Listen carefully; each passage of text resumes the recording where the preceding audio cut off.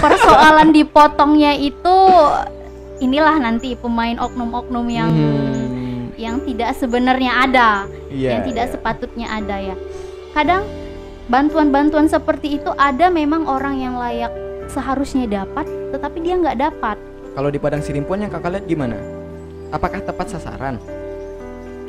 Untuk beberapa ada yang tepat sasaran ya, ada yang tepat sasaran, namun ada juga yang tidak begitu tepat sasaran. Ibu-ibu dengan keadaan dia yang memang udah betul-betul secara sosial layak dibantu, tetapi dengan ketidakadaan administrasi dia kadang kan terbengkalainya di situ. Kebutuhan administrasi ya? Semisalnya itu kayak dia KTP yang seperti itu. Berarti masih banyak juga ya keluarga di Padang Sidimpuan ini yang tidak lengkap KK ataupun KTP ini? Ada, masih ada sebenarnya, masih ada. Jadi kan kadang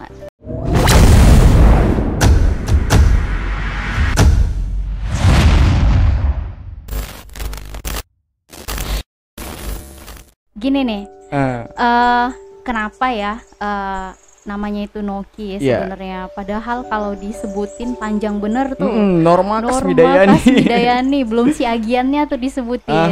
Nah, kita kan di dalam suatu lembaga nih, jadi di sekret gitu kan, ada yang namanya hampir-hampir sama gitu. Jadi ujung-ujungnya itu sama-sama ma gitu. Jadi setiap orang manggil ma gitu kan, sama-sama noleh, pikir aja sama. Jadi kita kadang kegeeran kita yang dipanggil, padahal bukan loh gitu kan. Ya udahlah, jadi inisiatif aja dengan nama sepanjang itu. Waktu ngadakan training ya udah kita singkat aja dengan Noki gitu. Muncullah dengan nama Noki. Dan alhasilnya dari singkatan nama itu orang lebih kenal dengan Nokinya ketimbang Norma Kasmidayaninya. Makanya juga saya heran waktu dapat CV dari kakak Norma Kasmidayani. Kukira memang Noki itu nama aslinya Noki loh kak. Bukan sebenarnya. Kalau disebutin panjang kan tuh. Panjang sekali. Panjang bener. Dan ini dari Kohati Kota Padang Sidimpuan yang sangat berperan lah ya. Sebagai sosok perempuan, kakak ini juga sangat berperan di kota kita ini di Padang Sidimpuan. Amin. Tapi gimana sih kakak melihat penanganan pandemi di kota kita ini? Sebenarnya kan pada dasarnya kita berbicara di sini melihat sudut pandangnya saya sebenarnya. Iya, sebagai seorang perempuan nih. Peran perempuan dalam masa pandemi. Ya nggak muluk-muluk sih sebenarnya. Dalam keluarga, dalam rumah tangga, saya ini kan berperan masih sebagai putri ya, bagi kedua orang tua saya. Semoga cepat nikah deh. Didoain di sini, amin. Amin. Sebagai seorang putri dan sebagai seorang kakak juga buat itu adik-adik saya. Nah, dengan keadaan pandemi yang udah hampir beberapa tahun, kita OTW 2 tahun. OTW 2 tahun. Itu gimana ya? Sebagai keluarga kecil, keluarga biasa-biasa saja seperti itu kan kita harus selalu membarengi dengan adik-adik kita yang belajar, yang masih ada di rumah, 2 lagi tuh yang masuk SMP sama SMA dan kegiatan perkuliahan yang harus dibarengi dengan dari rumah seperti itu. Kita kan kadang aduh ampun kok gini kali ya. Jadi peran kita itu semakin banyak loh. Peran gandanya semakin banyak. Lain sebagai putri, lain sebagai kakak untuk adik-adiknya. Jadi begitu. Kadang melihat keadaan yang seperti ini itu peran kita itu ya gimana sih sebenarnya untuk melaksanakan peran ganda itu.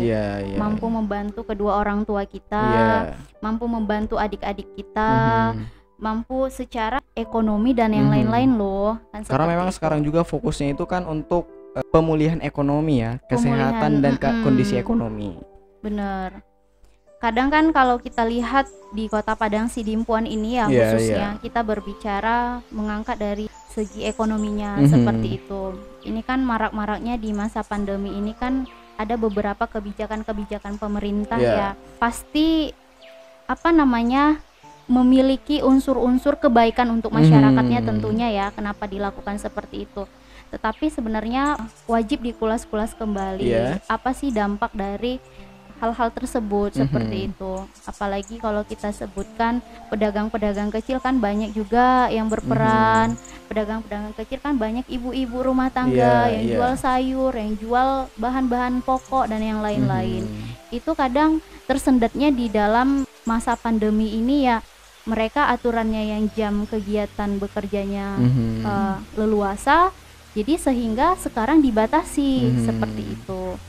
Seberapa besar kakak lihat efek dari pandemi ini untuk para ibu-ibu, para perempuan yang ada di Kota Padang Sidimpuan, Kak?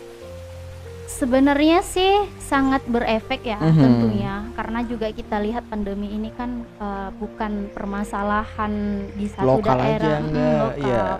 Ini udah permasalahan global ya, dari 216 negara. 216 negara. Kemudian kalau khususnya di Kota Padang Sidimpuan tuh kan banyaklah ini ibu-ibu yang ikut serta. Kita kan juga kayak mahasiswa ini kadang mau sering-sering nongkrong tuh di tenda biru.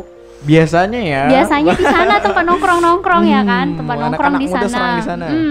Tenda biru yang hampir rata-rata kan itu pedagang-pedagangnya kan ada ibu-ibu, ada sebaya-sebaya mahasiswa perempuan begitu. Jadi dengan keadaan pandemi seperti ini, jadi dibatasi dong, dibatasi untuk melakukan usaha seperti itu. Dan ketika memang berdampak dengan hal seperti itu, ya kebutuhan rumah tangga semakin ini dong, dapur nggak ngebul lagi. Dapur udah semakin berkurang, menipis gitu. Jadi kan dampaknya juga dengan keadaan seperti ini ya, otomatis gizi, kebutuhan keluarga semakin kurang. Yang kita khawatirkan dengan keadaan ketika memang tidak ditangani dengan baik, meningkatlah tingkat kekerasan dalam rumah tangga. Jadi semakin ribut-ribut tuh. Komnas HAM juga memang mencatat nih kalau KDRT itu meningkat di masa pandemi ini, Kak. Bener, karena siogianya kita lihat ya secara pandangannya, ya semakin ibu-ibu nih berperan ganda, berperan aktif, lain ngurusin anak, lain ngurusin rumah, lain ngurusin suami, lain lagi ngurusin ketika memang dia berperan sebagai ada public, juga perempuan yang menjadi tulang punggung sekarang, bukan tulang rusuk lagi. Sebagai tulang punggung. Nah, banyak tuh jadinya perannya. Jadi sambil ngerjakan ini, ngerjakan itu, kan semakin tingkat stresnya semakin tinggi. Semakin ya otomatis secara siogianya manusia ini juga kan punya titik lelah itu sendiri, kan begitu. Jadi ya dampaknya kadang kalau nggak dimarah-marahin, diomel-omelin anaknya, kadang nggak ribut-ribut sama suaminya, kadang begitu jadinya. Banyak pertengkaran nggak sih yang terlihat, Kak, dari kondisi yang sekarang? Sebenarnya pertengkaran itu pasti tentunya ada, karena memang dilihat juga dari Komnas HAM ya, yang semakin meningginya itu tingkat kekerasan pasti tentunya banyak lah ya di masa pandemi ini yang kita lihat. Semoga nanti solusi-solusi untuk penanganan COVID ini khususnya untuk masyarakat itu bisalah terfokuskan untuk masyarakatnya itu sendiri. Terlepas dari hal-hal yang lain ya. Karena kita juga kadang melihat sebagai masyarakat ya, masyarakat biasa ini, masyarakat biasa ya seperti itu. Karena miris banget ketika memang terkena dampaknya ini. Meski memang ada sih beberapa bantuan-bantuan, apalagi seperti ini kan banyak bantuan-bantuan yang telah ditawarkan oleh pemerintah seperti itu kan. Tetapi terkadang ada kabarnya itu dipotong juga sih. Persoalan dipotongnya itu inilah nanti pemain oknum-oknum yang tidak sebenarnya ada, yang tidak sepatutnya ada ya. Kadang bantuan-bantuan seperti itu ada memang orang yang layak seharusnya dapat, tetapi dia nggak dapat. Kalau di Padang Sidimpuan yang kakak lihat gimana? Apakah tepat sasaran? Untuk beberapa ada yang tepat sasaran ada yang tepat sasaran, namun ada juga yang tidak begitu tepat sasaran untuk mendapatkan bantuan-bantuan dengan memperketatnya administrasi kita. Jadi kadang kan ada ibu-ibu dengan dengan keadaan dia yang memang udah betul-betul secara sosial layak dibantu, tetapi dengan ketidakadaan administrasi dia kadang kan terbengkalainya di situ. Kebutuhan administrasi ya? Semisalnya itu kayak dia KK, KTP yang seperti itu. Berarti masih banyak juga ya keluarga di Padang Sidimpuan ini yang tidak lengkap KK ataupun KTP-nya? Ada, masih ada sebenarnya, masih ada. Jadi kan kadang gimana ya, untuk melihat mereka dengan ketidakpahaman mereka dengan akan hal-hal seperti itu, ya sudah begitu. Dan saya juga salutnya itu di Kota Padang Sidimpuan itu, masyarakat Kota Padang Sidimpuan yang alhamdulillah ya, yang data yang terakhir saya lihat yang berpenduduk 225.000 jiwa lah ya, 225.000 jiwa. Nah, orang-orang Sidimpuan ini sebenarnya tingkat kedermawanannya itu tinggi loh. Kemauan untuk berbaginya tinggi? Tinggi, bener. Karena alasannya kenapa? Alasannya itu begini, kita kan di berbagai komunitas juga ikut bergabung nih. Jadi orang-orang Sidimpuan ini sebenarnya banyak komunitas-komunitas yang ikut Jumat Berkah, berbagi, yang begitu-begitu banyak. Jadi dapat kita lihat, kita spesifikkan sebenarnya masyarakat Padang Sidimpuan ini sebenarnya orang itu dermawan begitu. Berarti memiliki jiwa solidaritas yang cukup tinggi ya? Benar, cukup tinggi sebenarnya. Karena di setiap berbagai kegiatan mingguan ada tuh yang bagi-bagi kegiatan sembako, yang peduli-peduli terhadap masyarakat lah begitu. Apalagi di masa pandemi seperti ini kan. Jadi memfokuskan untuk berbagi dalam hal-hal kebutuhan masyarakatnya. Kebutuhan pangan kayak gitu ya. Benar. Walaupun tantangannya hingga sekarang ini makin sulit ya. Makin sulit sebenarnya ya, tapi itulah yang memang harus kita hadapi dan peran kita juga sebagai perempuan, apalagi khususnya yang muda-mudi ini. Gimana caranya kita mampu untuk meringankan ataupun mengurangi beban-beban yang ada sekarang ini. Gitu. Jadi kalau kakak nih merasa tantangan apa sih yang paling berat kak? Sebagai dari sudut pandang perempuan nih, tantangan apa yang kakak rasa paling berat di masa sekarang ini untuk kebutuhan kakak dan kehidupan kakak? Gini, kalau sebenarnya kita lihat ya dari segi perempuannya, kebutuhannya dengan gini, yang pertama itu tadi dari sektor ekonomi sektor ekonominya. Sektor ekonominya itu kan akan berdampak kepada keluarga ketika memang ekonominya menurun, akan berdampak ke keluarga dan akan berdampak ke anak-anaknya begitu. Dan begitu juga kepada kebutuhan-kebutuhan dari anak-anaknya. Nah, pada saat ini kan ekonomi itu sangat turun, jadi semua kegiatan dibatasi, akan hal-hal apapun itu dibatasi. Jadi pendapatan dari suatu keluarga akan semakin menurun kalau dia dari segi yang hanya bekerja sebatas dapat upah harian begitu ya.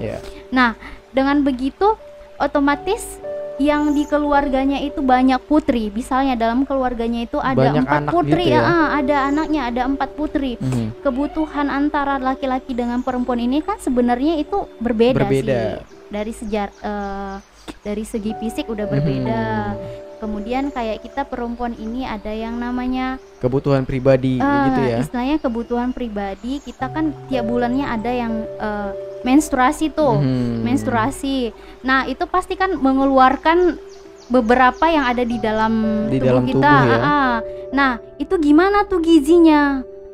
Gizinya gimana ketika memang keadaannya tidak terpenuhi gizinya, akan berdampak dong kepada si perempuan ini. Nah, hal-halnya begitu sebenarnya. Nah, untuk kemudian yang lebih saya khawatirkan yang lebih saya khawatirkan ke depan ketika memang ini semuanya terlalu dibatasi, terlalu dipersempit dengan keadaan seperti ini yang harusnya memang diberikan ruang.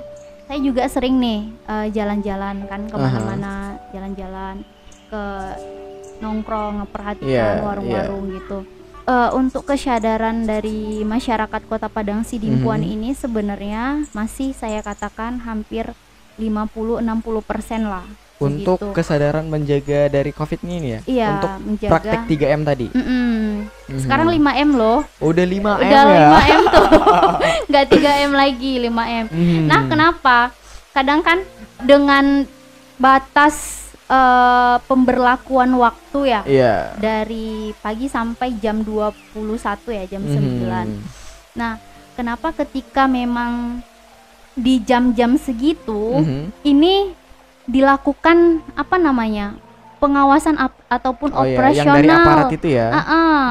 Kenapa harus di jam segitu? Sebenarnya kan kalau memang kita lihat, kalau memang mau menjaga kesehatan itu sendiri, seharusnya perlakukan aja dong kayak di beberapa instansi, di bank-bank seperti itu, mereka tetap ketat melaksanakan protokol kesehatan itu, menjaga jarak yang seperti itu, pakai masker gitu. Namun kalau di beberapa tempat kenapa nggak dilakukan pembatasan seperti itu? Bisa aja sih sebenarnya dengan kondisi buka sampai 24 jam, tetapi asalkan memang pada dasarnya kesadaran dari masyarakat itu sendiri harus timbul juga, gitu.